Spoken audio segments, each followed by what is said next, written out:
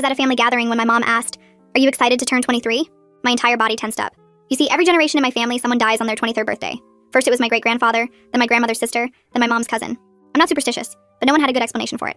Fast forward 3 months later, and I was walking to work when a car jumped the curb right where I'd been standing seconds before. That night at 2 a.m., I couldn't sleep and Googled my family history, and found 7 deaths that all happened at age 23. I went to visit my great-aunt Helen, the only one still alive who remembered the older ones.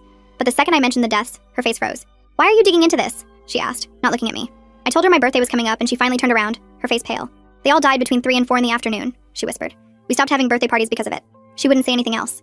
And when the day finally came, I told everyone I wanted to be alone and deadbolted the door. The morning of my 23rd birthday, I sat on my couch watching the clock. 10 a.m. passed, then noon. At 2:30, I was actually starting to relax, thinking maybe I was being ridiculous. At 2:47, someone knocked on my door. I figured it was UPS with a package, so I looked through the peephole. "Who is it?" I called through the door. "I'm looking for Carolyn," he said, and his voice was flat, emotionless. "Wrong apartment," I said. "There's no Carolyn here." I started to move away from the door, but he knocked again, harder. "Please, I know she's in there. I need to speak with Carolyn." My hands were sweating as I put the chain on and opened the door just a crack. The moment he saw me, his jaw dropped. "Your eyes," he said, stepping closer. "You have Carolyn's eyes." His right hand was in his coat pocket, and I could see the outline through the fabric. "You're going to tell me where Carolyn is," he said, and I slammed the door so hard the walls shook. "Boom, boom, boom!" He started slamming his fist against the door. "I know you're in there. I can wait. You have to come out eventually." I called 911, barely able to hold my phone steady, and told them someone was trying to break in. Another slam, and the chain lock ripped partially out of the frame, screws clattering to the floor. The pounding continued as I talked to the dispatcher, but the second we both heard sirens approaching, it stopped. Complete silence. The cops found nothing. No fingerprints on the door, and none of my neighbors saw anyone in the hallway. They looked at me like I was having a breakdown. I spent the rest of my birthday in that barricaded apartment, jumping at every sound, but nothing else happened. I survived. Up until the day of my sister's 23rd birthday, I actually thought I'd broken whatever sick pattern this was. I stopped taking medication after that, thinking it was why I'd been so paranoid over nothing. When me and my sister were planning her birthday party, I told her about my experience and we laughed about how crazy I'd been. I was in a meeting when my mom called. I finally stepped out to answer and she was sobbing so hard I couldn't understand her. "Mom, can you hear me? Your sister, she collapsed at work. Turns out she had a brain aneurysm. They pronounced her dead at 3:23 p.m. on her 23rd birthday. At the funeral, none of my relatives would look me in the eye. My aunt pulled me aside and said my sister had mentioned getting weird emails the week before, someone asking about someone named Carolyn, but she'd thought it was spam and deleted them. I instantly knew that it was supposed to be me. Fast forward a year later to her 24th birthday. I was alone at the cemetery at 3:23 p.m. when I heard footsteps behind me. "You're the one who survived," the woman said. She knew about the man at my door, knew about Carolyn, knew everything. And when she finally explained what was going on, everything clicked. She pulled out an old photo from her pocket and handed it to me. And there was my mom, younger, with darker hair, standing next to this woman. On the back, someone had written, "Carolyn and Luna, 1999, in faded blue ink." My legs felt weak as she started explaining that Carolyn was my mom's real name before she changed it 24 years ago. She'd been running from someone dangerous, someone who wanted her dead for what she did to him. The curse wasn't some family mystery or bad luck. It was a man who'd been hunting our family for decades. He was killing us at 23 because that's the exact age my mom was when she ran away and started her new life. My stomach turned as the pieces fell into place, my sister dying for something that happened before we were even born. The woman introduced herself as Luna Carver, said she was my mom's best friend back then, the one who helped her disappear. She helped create all the fake documents, found her a new town to live in, taught her how to become someone else completely. Luna pointed to the graves around us and said the man at my door on my birthday was probably Seth Robertson. He was a private investigator, the real threat paid to track down family members who might lead back to Carolyn. She'd been watching our family for years, trying to protect us without revealing herself or bringing more attention to us. She showed me photos on her phone of a man in his 40s with gray hair outside my apartment building. "That was Seth," she said, and he'd been following me for weeks before my birthday, learning my schedule. I left the cemetery right then and drove straight to my mom's house, my hands shaking so bad I could barely grip the wheel. The whole drive I kept thinking about my sister, how she died for nothing, for someone else's past. When I got there and knocked on the door, Mom opened it and saw my face and just knew. I held up the photo Luna gave me and watched her face go completely white. "Where did you get that?" she whispered, and I pushed past her into the house. I told her I knew about Carolyn, knew about everything, and she started crying, begging me to let it stay buried. She kept saying it was better if I didn't know, that knowing would only make things worse for everyone. But I wasn't leaving without answers, not after my sister died because of her secrets. Mom finally sat down at the kitchen table and told me she testified against a very dangerous man when she was 23. She was the only witness brave enough to come forward after he killed 3 people, including her roommate. Her testimony sent him to prison for what was supposed to be life, and he swore in the courtroom he'd kill her. Not just her, but any children she ever had, and he'd wait until they were 23, the same age she was when she betrayed him. When I asked his name, she shook her head and grabbed a piece of paper from the drawer. She wrote something down with a shaking hand, showed it to me for 2 seconds, then burned it over the sink. She said speaking his name out loud might somehow bring him closer, like he had people listening everywhere. She thought changing her name and moving across the country would be enough to keep us safe from him. She'd been so careful for so many years, never posting photos online, never joining social media, always paying cash. But somehow they found us anyway, and now my sister was dead because of it. I suddenly understood why Great Aunt Helen had been so scared when I asked about the family deaths. She knew Mom's real identity, knew about Carolyn, and that made her a target too. All those relatives who died at 23, they were the ones who knew the truth about where Carolyn went. Someone had been systematically eliminating anyone who could reveal Mom's new identity and location over the years. Luna came to the house an hour later with a folder full of newspaper clippings about the original trial. The headlines were from 1999, talking about a brutal triple murder and the brave young woman who testified. The man my mom testified against had been convicted of multiple murders, but got out on a technicality after 15 years. Some evidence had been mishandled, and his expensive lawyers found a way to get the whole thing thrown out. He walked out of prison 5 years ago with his fortune intact and started his revenge plan immediately. Luna explained he'd been using his wealth to hire people like Seth Robertson to track down everyone connected to the trial. They'd find family members, follow them, learn about their children, and wait for the perfect moment to strike. The deaths in our family weren't coincidences or accidents. They were targeted hits made to look natural. The car that jumped the curb when I was walking to work, the brain aneurysm that killed my sister, all of it was planned. Mom broke down completely and admitted she'd been getting threatening messages for months before my sister died. Anonymous emails with old photos of her as Carolyn, text messages from random numbers saying they knew where she lived. She thought if she ignored them and didn't engage, they'd give up and move on to someone else.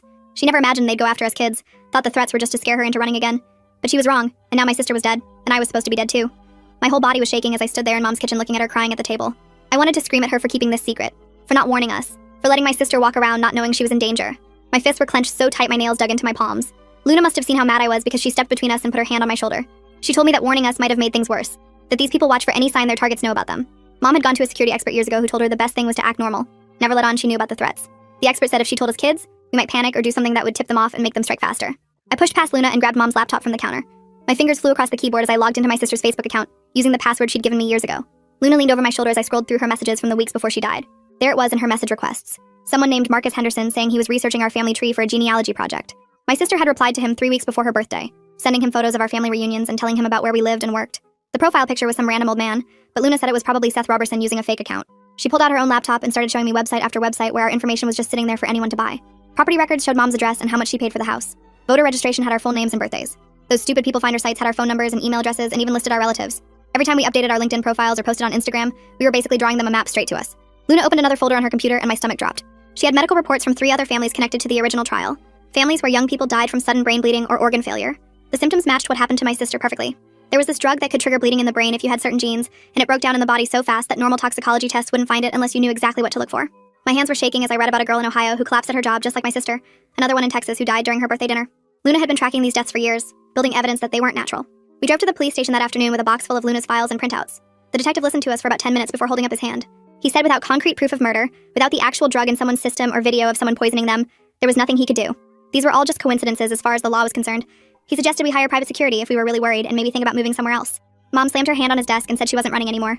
She'd been running for 20 years, changing her name, never staying in one place too long until she met my dad and decided to try for a normal life. She was tired of being scared every time someone knocked on the door or a car drove by too slow. But even as she said it, I could see her hands shaking and her eyes were red from crying so much since my sister died. Luna made a call from the parking lot, and 20 minutes later, we were sitting in a coffee shop with Samuel Gates. He was this older guy in a fancy suit who specialized in stalking cases and witness protection issues. He took notes while we talked and said he'd start working on restraining orders right away, but he was honest that they were basically just pieces of paper. If someone was determined enough to kill people and make it look natural, a court order wasn't going to stop them. He said we needed to document everything, save every email and message, record any strange encounters. That night, my phone rang from a blocked number. I almost didn't answer, but something made me pick up. For a few seconds, there was just breathing on the other end. Then a man's voice said 2 words before hanging up. Carolyn's daughter. My whole body went cold. They knew exactly who I was now. The next morning, a van pulled up and 2 guys started installing cameras on every corner of Mom's house. We changed all the locks to these heavy-duty ones that couldn't be picked. The security company put sensors on every window and door that would alert us if anything opened. But even with all that, I couldn't shake the feeling that someone was watching us. Every car that slowed down as it passed made my heart race. Every person walking their dog could be someone gathering information. Every delivery driver could be another investigator in disguise. Samuel called us a week later with more bad news. He'd been digging into the financial side and discovered the man who wanted us dead had been using cryptocurrency to pay people like Seth Robertson. The money moved through so many digital wallets and exchanges that it was basically impossible to trace. He'd learned from his mistakes in prison, studied how to hide his tracks better. There were no bank records to subpoena, no paper trail to follow. The payments could be coming from anywhere in the world and going to anyone with a Bitcoin wallet. 3 days later, Mom asked me to come over and said she needed to show me something important. She took me to her bedroom closet and moved a pile of old sweaters to reveal a small safe I'd never seen before. Her hands shook as she entered the combination and pulled out stacks of cash wrapped in rubber bands, maybe $30,000 total. She'd been putting away money for 15 years, $20 here, $50 there, always cash from grocery money or selling things online, preparing for the day she might have to run again. She pushed the stacks toward me and told me to take it all and disappear before they found me too, but I pushed it back and said I wasn't leaving her alone to face this. Luna came by the next morning with 3 banker's boxes she'd been keeping in a storage unit across town. She spread photos across Mom's dining table, and I felt sick looking at them, because there was Seth Robertson at the grocery store 2 blocks from our house 3 weeks before my sister died. Another photo showed him at the coffee shop where my sister went every morning before work. Luna had been following him for months, documenting everywhere he went, building evidence that he was stalking our family. But when she'd taken everything to the police, they said photos of someone shopping weren't proof of anything illegal. She pulled out more files and showed us newspaper clippings from 3 other families who'd been connected to the original trial as witnesses or jury members. The Hendersons in Michigan lost their daughter at 23 to a sudden heart attack, even though she was a marathon runner with no health problems. The Washingtons in Georgia had their son die in a freak accident at work when a shelf collapsed on him on his 23rd birthday. 2 families had already lost kids, and Luna said there was at least 1 more family out there still being hunted.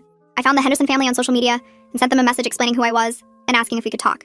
Their response came within an hour, and we set up a video call that afternoon where they told me they'd hired a company called Executive Protection Services that specialized in keeping people safe from stalkers and had former FBI agents on staff.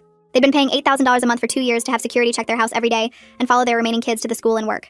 The dad had to take a second mortgage on their house, and the mom was working 3 jobs, but they said it was worth it because their other kids were still alive. Mom finally sat down with me and Luna that night and told us everything about the trial she'd been avoiding talking about for 20 years. Her roommate Jennifer had been dating this man who seemed charming at first, but got more controlling over time, and when Jennifer tried to break up with him, he showed up at their apartment with a knife. Mom was hiding in the bedroom closet and heard everything. Heard Jennifer begging for her life, heard the sounds that still gave her nightmares. And when the police came, she was the only witness willing to testify because everyone else was too scared of what his family might do. She spent 3 years in witness protection living in different motels and safe houses before deciding she couldn't live like that anymore and wanted to try having a normal life with a new identity. Samuel called us the next day saying he'd found something in federal law that might help us, because if we could prove a pattern of ongoing harassment and threats across state lines, it became a federal crime that the FBI would have to investigate. He set up a shared online folder where we started uploading everything. Every weird phone call. Every time we saw someone watching the house. Every car that followed us for more than 2 blocks. Building a paper trail that couldn't be ignored. 2 days later, I opened my email and found a message with no subject line from an address that was just random numbers and letters. The message had 12 photos of me taken from outside my apartment at different times over the past month, me carrying groceries, me checking my mail, me leaving for work, and the text just said 23 over and over again, filling the whole screen. I forwarded it to Samuel, and he said it was good evidence but also meant they were escalating their intimidation tactics, and we needed to be more careful. Luna had been doing her own investigation and discovered Seth Robertson had been using the name Mike Junn to get a job at Quick Ship Delivery Service 6 months ago, the same company that delivered packages to our neighborhood every day. She'd followed him on his route and watched him slow down outside our houses, taking photos with his phone, learning when we were home and when we left for work. We decided to confront him the next morning when he showed up for his shift at the delivery warehouse. Mom stayed in the car while Luna and I walked up to him as he was loading his truck, and Luna said we knew who he really was and what he was doing. He stopped loading boxes and turned around with this calm smile on his face like he'd been expecting us. He said we couldn't prove anything, and even if we could, his employer was very patient and had all the time in the world to wait for the right opportunity. He told us we could watch our backs every second of every day, but eventually we'd make a mistake, get comfortable, forget to check the locks, and that's when they'd finish what they started. Luna was recording everything on her phone, but he didn't seem to care. Just got in his truck and drove away like we'd been discussing the weather. That night around 2 in the morning, I heard glass breaking and ran outside to find my car window smashed and a photo lying on the driver's seat. It was a picture of my sister's grave with fresh flowers on it. Flowers I hadn't put there, and someone had written on the back that they could get to us whenever they wanted, that we were just postponing the inevitable. Mom spent the next 3 hours on the phone with the U.S. Marshal Service trying to get back into witness protection. I sat next to her listening to her voice get more and more desperate as they transferred her from one office to another. She kept explaining about the threats in the photo and my sister's death, but they kept saying the same thing. Once you leave the program voluntarily, you can't come back unless there's a new credible threat to your life that meets specific criteria. The guy on the phone said harassment doesn't count, and neither do vague threats. They needed proof someone was actively trying to kill her right now, not just scare her. Mom hung up and threw the phone across the room where it cracked against the wall. Samuel suggested we hire someone to help us figure out how they kept finding us. He knew this researcher named Tristan Beck, who specialized in genealogy and tracking down missing people. I called Tristan that afternoon, and he came to the house with 2 laptops and a stack of papers. He spent 4 hours going through our social media, public records, and data broker sites while we watched. Every time he found our information somewhere new, he'd show us the screen and explain how anyone with $50 could buy our addresses, phone numbers, and relatives' names. He found our data in 12 different breaches from companies we'd never even heard of. Credit monitoring services, grocery store loyalty programs. Even my gym membership had all been hacked and our information sold online. Tristan kept digging and found something that made him stop typing. He pulled up a chart showing all the family members who died at 23 and started drawing lines between them. Every single one had been to Mom's wedding or her baby shower, or some event where they would have heard her real name mentioned. Great Aunt Helen had been her maid of honor. The cousin who died had helped her move into her first apartment. They weren't random family members at all. They were the ones who knew about Carolyn. Samuel called us the next morning saying he'd gotten a judge to sign a restraining order against Seth Robertson. The cops went to serve it at his apartment, but the place was completely empty. Not just that he'd moved out, but like nobody had ever lived there. The landlord said Seth had paid 6 months rent in cash up front and never caused any problems. The neighbors couldn't even describe what he looked like. Luna drove by his fake job at the delivery company, and they said Mike Junn hadn't shown up for 3 days, and they'd already hired someone new. 2 weeks later, my neighbor knocked on my door asking if I knew some woman who'd been asking about me. She was going door to door with a clipboard pretending to do a survey about neighborhood safety. My neighbor thought it was weird because she kept asking specific questions about our family and when we were usually home. Luna looked at the description and recognized her from another case she'd worked on. These people had a whole network, she said, rotating different investigators through so nobody got too familiar. They'd use one person for a few weeks, then switch to someone new before anyone caught on. I decided I was done hiding and being afraid all the time. I wrote up everything that had happened and posted it on Facebook and Twitter and Reddit. I named names, posted the photos they'd sent, included screenshots of the emails. I wanted everyone to know what was happening to us. Samuel called within an hour telling me to take it down. He said going public could make us bigger targets or inspire copycats who wanted attention. But I refused. I was tired of being hunted in the dark.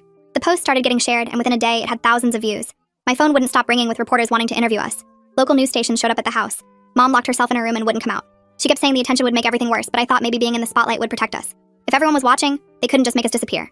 3 days after the story went viral, I got a call from someone saying they were a federal prosecutor. At first I thought it was another reporter, but then they mentioned details that weren't in my posts. They knew about the trial 20 years ago and the other families being targeted. They'd been building a RICO case against the man who wanted Mom dead, but they needed more evidence. Our situation might be exactly what they needed to finally put him away. We met with the prosecutor and 2 FBI agents at Samuel's office. They showed us files on this man going back 30 years.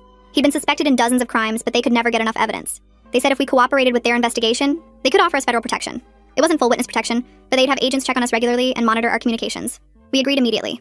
The protection turned out to be an agent driving by the house twice a day and calling once a week to make sure we were okay. It was better than nothing, but I still couldn't sleep. Every car that slowed down made me grab my phone. Every knock at the door made my heart race. A month later, I got an email from someone named Kayla Freeman. She said she was the nurse who'd been with my sister when she died. She'd been thinking about it ever since, and something didn't feel right. My sister had mentioned feeling dizzy for days before the aneurysm. She'd also told Kayla that she kept seeing the same car following her to work. Kayla said my sister had seemed scared, but tried to laugh it off. Kayla asked if we could meet in person because she had something she needed to show us that she couldn't talk about over the phone. We met at a coffee shop downtown and she kept looking around like someone might be watching. She pulled out a small cooler from her bag and slid it across the table to me. Inside were 3 vials with my sister's name on them. She'd saved blood samples for my sister against hospital rules because the whole thing felt wrong to her. The hospital would fire her if they found out, but she said she couldn't shake the feeling that something had been done to my sister. We took the samples to a private lab that Luna knew about, one that wouldn't ask too many questions about where they came from. The chain of custody was broken so it wouldn't hold up in court, but we just needed to know what happened.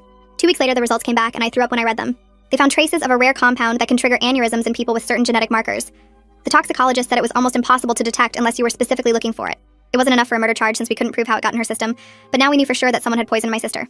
I got myself tested the next day and found out I have the exact same genetic marker my sister had. The doctor explained that this compound would have killed me too if I'd been exposed to it. Luna said the only reason I survived my birthday was probably because Seth couldn't get close enough to dose me since that man at my door had scared him off by being too aggressive. My sister hadn't been so lucky because she'd been talking to him online thinking he was family. Luna started making calls, and within a week she'd set up a meeting with other people whose families had been targeted by the same man over the years. There were 12 of us in that first meeting, all survivors or family members of victims. One woman had lost her brother 10 years ago to a supposed heart attack at age 32. Another guy's father had died in a car accident that the cops said was mechanical failure, but he'd always suspected something else. We started meeting every week, sharing information and watching out for each other. One of the survivors, a woman whose daughter had been killed 5 years earlier, told us how she'd fought back. She'd hired a forensic accountant to dig into the man's finances and found multiple shell companies he was using to hide money. She'd reported everything to the IRS and got several of his businesses audited. It didn't stop him completely, but it cost him millions and slowed him down for a while. She gave us the accountant's contact information and said he'd help us for free since he hated what this man had done. Mom was falling apart from the stress, so I found us a therapist who specialized in stalking victims. The first session, Mom just cried for the entire hour while I held her hand. The therapist gave us safety plans to follow, like varying our routes, checking our cars for trackers, and setting up code words with trusted friends. She taught us breathing exercises for the panic attacks and helped us understand that the constant fear we felt was normal given what we were going through. We started going twice a week, and slowly Mom started sleeping more than 2 hours a night. Samuel called with bad news about the federal case. The witness who was supposed to testify about the man's money laundering had disappeared 3 days before the grand jury. His apartment was cleaned out and his phone was disconnected. The prosecutor thought he'd either been paid off or scared into running. Samuel said this showed how much reach the man still had even with the feds watching him. Without that witness, the RICO case was weaker, but not dead. I signed up for self-defense classes at a gym Luna recommended. The instructor was a former cop who'd worked stalking cases and understood why I was there. I learned how to break holds, where to strike to disable someone, and how to use everyday objects as weapons. I also got licensed to carry pepper spray even though I knew it wouldn't stop someone really determined. Still, having it in my pocket made me feel less helpless when I had to leave the house. Through the support group, we found out Mom's old witness protection handler had retired to Florida 5 years ago. One of the other members knew someone who knew someone and got us his number. When we called him, he remembered Mom immediately and said he'd always worried about her after she left the program. He couldn't officially help us since he was retired, but he agreed to meet us off the record. We flew down to Florida and met him at a beach bar where no one would recognize us. He looked older, but his eyes were still sharp and constantly scanning the room. He told us the program had flagged Mom's case as high risk even back then, but she'd insisted on leaving once the man went to prison. He gave us a crash course in disappearing properly if things got worse. Burn all your credit cards and only use cash. Never use your real name for anything. Cut all contact with everyone from your old life. No exceptions. Get a burner phone and replace it every week. Never stay in one place more than a few days. Change your appearance completely. Gain or lose weight. Dye your hair. Wear different style clothes. Delete all social media and never post photos anywhere. He made us practice the plan, going through each step until we could do it without thinking. Mom memorized the list of documents we'd need and I figured out escape routes from our house, my work, and anywhere else we went regularly. We opened new bank accounts under Mom's maiden name and started keeping cash hidden in different places. The handler said we might never need to run, but if we did, we'd have maybe an hour before they realized we were gone and we needed to make that hour count. 3 days later, Luna called me at work with news that made me drop my coffee mug. Seth Robertson had been arrested in Nevada on drug charges after a traffic stop found meth in his car. The cops ran his prints and found warrants in 3 other states for fraud and assault. Luna said he'd make bail, but it would take at least a week to process everything. I drove straight to Mom's house and found her packing boxes in the living room. She'd already decided we should live together for safety and was boxing up my old room to make space for my stuff. That weekend, I moved back home with 2 suitcases and my laptop. We spent the next 3 days turning the house into a fortress. Mom had already ordered security cameras online and they arrived in these huge boxes. I spent hours drilling holes and running cables while Mom programmed the system on her computer. We put cameras on every corner of the house pointing at the driveway, the backyard, and both side yards. The doorbell camera could see anyone who walked up the front steps. We replaced all the regular door locks with heavy deadbolts that the locksmith said would take serious tools to break. The windows got these special locks that stopped them from opening more than 4 inches. Mom wanted bars on the windows, but I convinced her that was too much. We did get motion sensor lights for the whole yard, though. They were so sensitive that every cat that walked through set them off. The alarm system cost $2,000, but Mom didn't care about the money anymore. It had door sensors, window sensors, glass break detectors, and panic buttons in every room. The company gave us these little key fobs that would call the cops if we pressed the button 3 times. Through the support group chat, we found out other families were doing the same thing. One family in Ohio had spent $10,000 on security upgrades. Another family in Texas had moved to a gated community with armed guards. Everyone was sharing what worked and what didn't. Someone suggested we pool money for shared resources, and within 2 days we had 15 families contributing. The fund helped pay for security systems for families who couldn't afford them. It also paid for a lawyer to give us all legal advice about restraining orders and self-defense laws. One woman used the fund to move her family to a safer neighborhood after someone broke into their garage. A week after the fund started, I got an email from a journalist named Julia Richmond. She'd been investigating the original trial for a documentary and found some disturbing patterns. She wanted to meet in person, but only in a public place. We met at a busy coffee shop downtown, where she showed me a folder full of death certificates. 7 people who were supposed to testify at the original trial had died before they could take the stand. 3 car accidents, 2 suicides, 1 drowning, and 1 unsolved murder. The dates were spread over 2 years, but Julia had connected them all to the case. She had police reports showing that investigators had questions about every single death but couldn't prove anything. One witness had called the cops the night before he died saying someone was following him. Another had left a note saying she was scared but didn't say of what. Julia had been tracking down family members of the dead witnesses, and 3 of them told her their relatives had mentioned getting threats. She showed me photocopies of old letters, the paper yellow with age, all with the same message about keeping quiet. Samuel was excited when I told him about Julia's research. He said it could help establish a pattern of behavior for our civil suit. Within 2 days, he'd filed the paperwork suing the man for harassment, stalking, and intentional infliction of emotional distress. We knew the man had hidden his money in offshore accounts and shell companies, so we'd never see a penny. But Samuel said the point was to get everything on the legal record and force him to respond. The man's lawyers fought the suit hard, filing motion after motion to get it thrown out. They said we had no proof of any connection between their client and recent events, but the judge allowed it to move forward because of the pattern Julia had documented. 3 weeks later, we had to do depositions. The man would appear by video from prison while his lawyer sat in the room with us. Mom hadn't seen him in over 20 years and she was shaking when we walked into the conference room.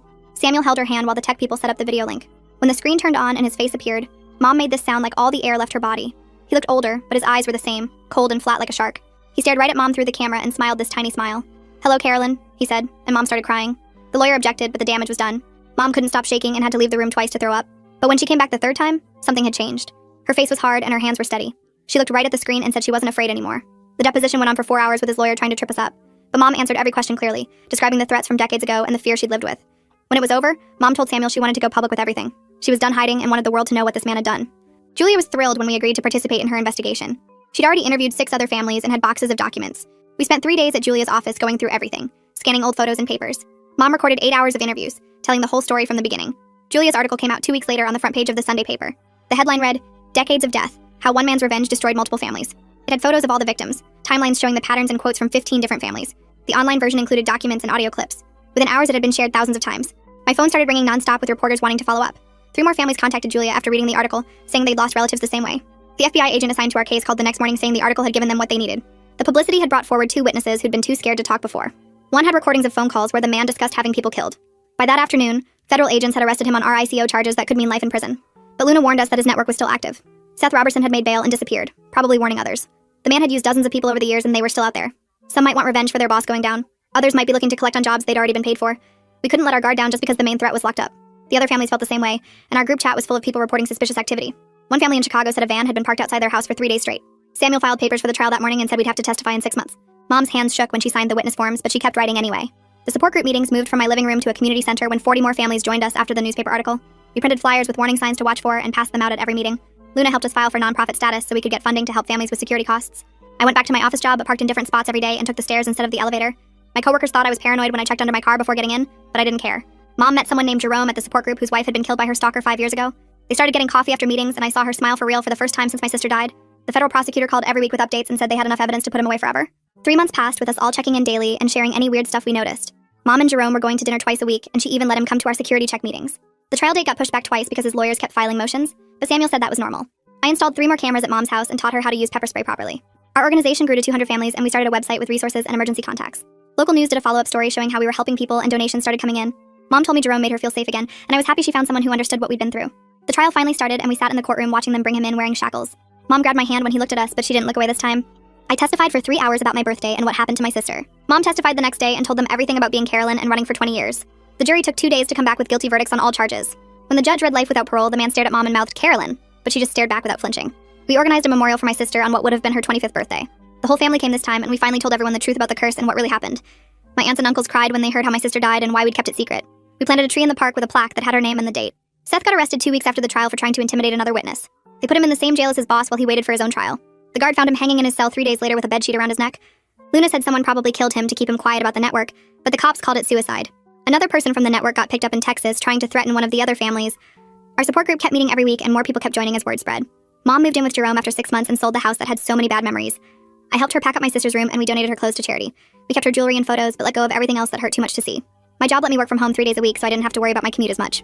I still checked mirrors and looked over my shoulder, but the fear wasn't as sharp anymore. Mom and Jerome got engaged on the 1-year anniversary of the trial ending. Life wasn't normal and never would be, but we were building something better from what was left. Mom and I talked every day and went to therapy together once a month. We started a scholarship in my sister's name for nursing students since that's what she wanted to be. The organization helped 50 families get restraining orders and connected them with security companies. 3 more people from his network got arrested when they tried to collect on old jobs. I dated someone for a few months but couldn't handle the anxiety of bringing someone new into this mess. Mom understood and said there was no rush to move forward faster than I was ready. We visited my sister's grave every month and told her about our lives and how we were doing. The fear would always be there, but we learned to live around it instead of letting it control everything. Mom smiled more now and even laughed at Jerome's bad jokes sometimes. We were closer than we'd ever been before, connected by survival and the promise to keep living for my sister. And that's the whole thing. Nothing over the top, just the story as it happened. Thanks for hanging out with me. It always feels like catching up with a buddy. We'll do it again soon.